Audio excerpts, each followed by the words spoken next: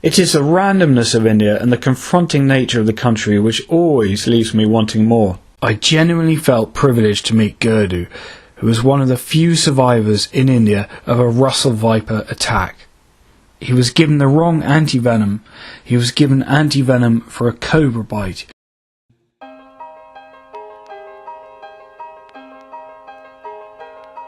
The Russell Viper is one of the most deadly snakes in the world, and it never ever dry bites, which means it envenomates every time it bites something, whether it's a rat or a human being. The venom of the Russell Viper is a hemotoxin. It is a blood destroying agent. The Hindi name is Dabuya, meaning the lurker or the one that lies hidden. The Russell Viper is mostly found in open, grassy or bushy areas and is primarily a nocturnal forager. Yet in the cooler weather, in the Indian winter, it is also highly active during the day. These snakes mainly desire rodents, so a huge reason why they are found near houses and urban areas and rice fields is because this is also where you find a lot of rats. The snake claims at least 50,000 lives a year in India, and the venom is extremely toxic. One drop is enough to take a human life. If bitten, you may start bleeding from all orifices, especially from the gums and in the urine. You may also damage your kidneys for life. So it is obviously crucial to get the anti-venom as soon as possible. One Indian man once needed 32 vials of anti-venom just to live. It is not pleasant, yet here you can see how quickly the venom will turn normal blood into a jelly-like coagulation, literally within about 5 minutes. I was driving rickshaw, and I was parking in one rickshaw outside the one restaurant, and there is the one big rock. I want to move the rock and park my rickshaw there, and under the rock there is the snake. And I want to move the rock and the snake is biting my hand. This is the place where the snake bite.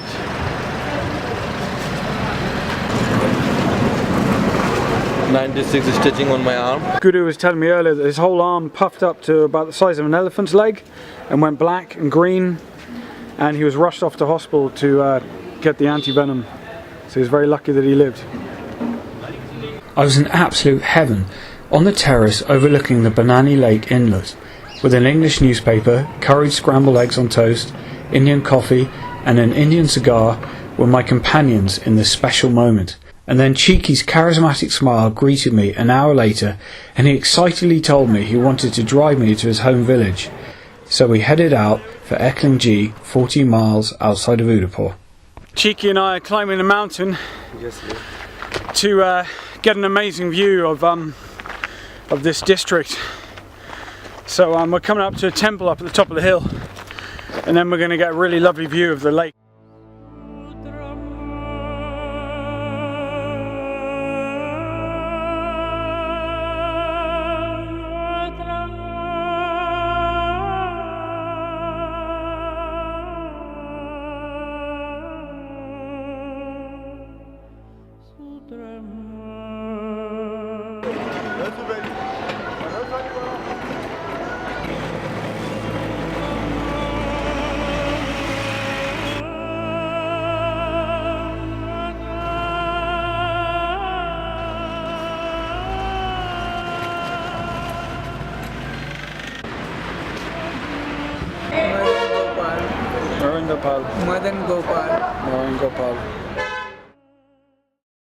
I've always been fascinated by sadhus. You know, the stories, the legends.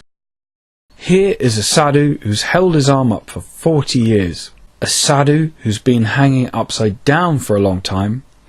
A sadhu who spends the day with his head buried in the sand. And the famous Elephant Man sadhu. Cheeky has brought me to fulfill one of my desires in India. He arranges for me to meet an axe-wielding, flute-playing, money-eating, sunbathing, padlocked individual. Ekling G. Well, today, Cheeky and I are in Ekling G, and I'm meeting my first ever yogi. Okay. Which is a privilege. What's your name, sir? Your name? Sitaram, you name Pagalnath. Pagalnath. Pagalnath. Pagal nahi, Pagalnath. You Krishna. You powerful Krishna. Ah, yes, powerful Krishna. Beauty, powerful Shiva temple. Beauty, powerful. You're powerful. Yes, powerful. They get for natural things, you know. You're powerful, Latinos, you're powerful. Yeah, I smoke for cigarettes. He likes marijuana? Yes, of course. Shall I have a cigarette? No, we don't give you now, you know, something have problem here. No, you says a problem. ये no ये सिंग ये no कोई no मेरा money ये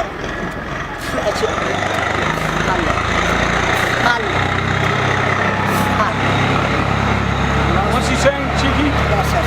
He's saying don't care for money. He doesn't care for money. Yes. Yes, not as Parsuram. Less is more. Powerful. Cheeky's not going to hit me with that thing, is he? Yes. No. He's not going to take my head off. No, don't worry. Unless I give him more money. No. Does he still like me? No. Okay. They show you for magic, you know. किसी को power बता देना इनको समझा देने से बाने परशुराम महादेव है How many weapons has he got? परशुनाथ Parshuram अच्छा जानता परशुराम नहीं कि तुम्हें परशुराम महादेव है अच्छा आप जानते हैं सब अब पता है आपने तो मालूम पड़ा ना okay yes yes click on no problem Thank you, sir. Thank you sir तो मन्नत मांग ले कोई मन्नत मांगना चाहिए मैं नहीं लेता हूँ पता है इसको बड़ा ये तो छोटे He doesn't बच्चे want हैं it? Oh, okay, sorry. इसको देना चाहे तो कोई गिफ्ट भाग है कोई गाय के सेवा में दिला देना गाय सेवा में दिला Yes. He is a complete fake, purely sitting on a chair posing for tourists.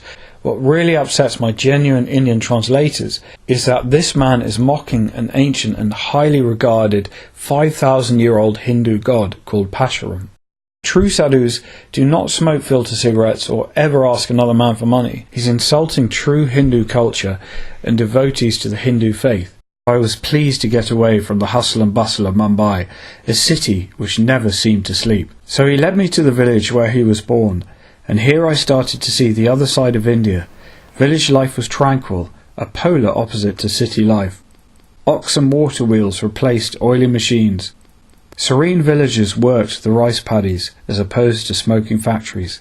And the animals here seemed to be in heaven. Cheeky knew I had a passion for motorbikes, and in my bold mind this gave me a secret license to pilot his tuk-tuk, his pride and joy, away from praying eyes of city cops. Where would you like to go, sir? I want to go countryside. You want to go to countryside? Whereabouts would you like to go in the countryside? Cheeky? What is the name of the village you want to go to, Cheeky? Rama.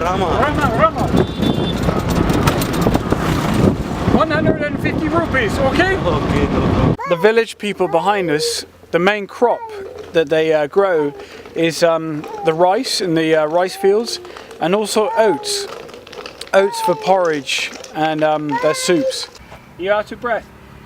What's your name? नाम बोल तेरा What's your name? Hira Lal Jagdish. Your name? Jagdish. Digdish?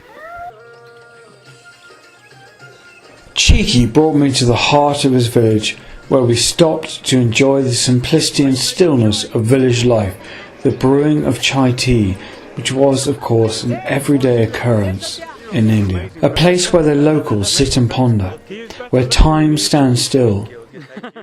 lizard Yeah, give me a little poke oh with a stick. I've discovered that Cheeky is very afraid of lizards. I waved to everyone we passed. Most waved back with big smiles, but once out of the village I noticed a group of women looking very, very uneasy. A tiny girl approaching us clung to her mother like a lifeboat in a stormy sea. I wanted to know why the little girl before us looked so petrified. Cheeky informed me women and children, particularly young girls, are snatched in the fields unawares. They may be exploited as camel jockeys in the Gulf, used for organ trades. In Rajasthan alone, 20,000 women are missing since 2009. 3,000 of these are untraceable. Prostitution, trafficking, forced marriages, illegal adoptions, child labour, sport, props for begging are also factors which may ensnare the fate of these women and children. This upsets me, and what upsets me even more as if they have endured rape and they are then repatriated to their family. The family often rejects them as they are judged as tainted goods.